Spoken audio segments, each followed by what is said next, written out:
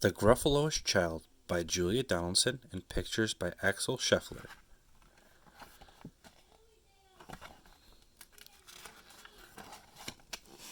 The Gruffalo said that no Gruffalo should ever set foot in the deep dark wood. Why not? Why not? Because if you do, the big bad mouse will be after you. I met him once, said the Gruffalo. I met him a long, long time ago. What does he look like? Tell me, Dad. Is he terribly big and terribly bad?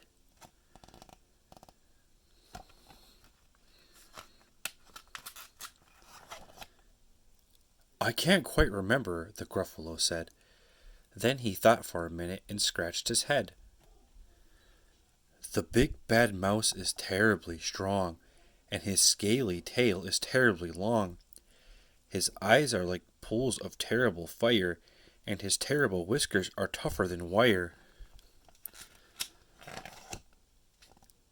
One snowy night, while the Gruffalo snored, the Gruffalo's child was feeling bored. The Gruffalo's child was feeling brave, so she tiptoed out of the Gruffalo cave. The snow fell fast and the wind blew wild. Into the wood went the Gruffalo's child.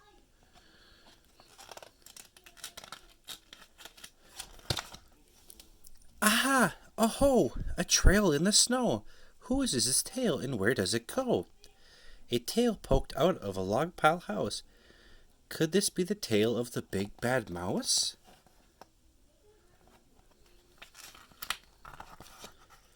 Out slid the creature. His eyes were small, and he didn't have whiskers. No, none at all. You're not the mouse? Not I, said the snake. He's down by the lake eating Gruffalo cake. The snow fell fast and the wind blew wild. I'm not scared, said the Gruffalo's child. Aha! Aho! Marks in the snow! Whose are these claw marks? Where do they go? Two eyes gleamed out of a treetop house. Could these be the eyes of the big bad mouse?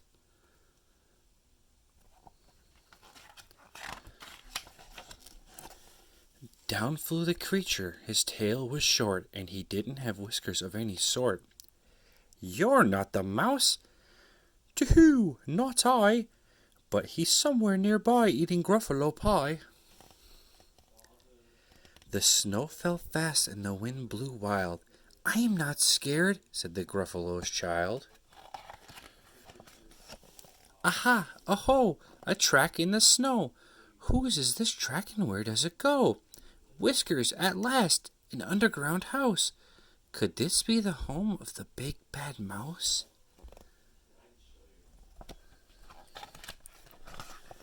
Out slunk the creature. His eyes weren't fiery. His tail wasn't scaly.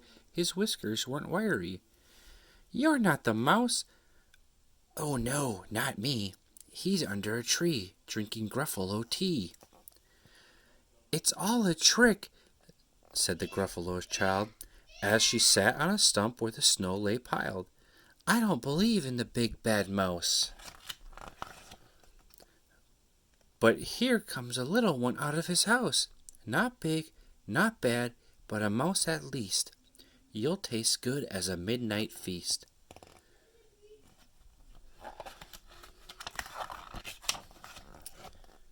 Wait, said the mouse, before you eat, there's a friend of mine that you ought to meet. If you let me hop onto a hazel twig, I'll beckon my friend so bad and big. The Gruffalo's child unclinched her fist. The big bad mouse, so he does exist. The mouse hopped into the hazel tree. He beckoned and said, just wait and see. Out came the moon. It was bright and round. A terrible shadow fell onto the ground.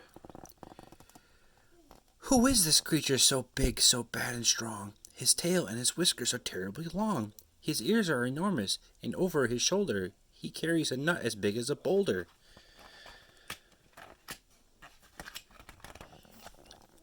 The big bad mouse, yelled the Gruffalo's child. The mouse jumped down from the twig and smiled. Aha! Aho! Prince in the snow! Whose are these footprints? Where do they go? The footprints led to the Gruffalo's cave, where the Gruffalo's child was a little less brave. The Gruffalo's child was a bit less bored. And the Gruffalo snored and snored and snored. The end.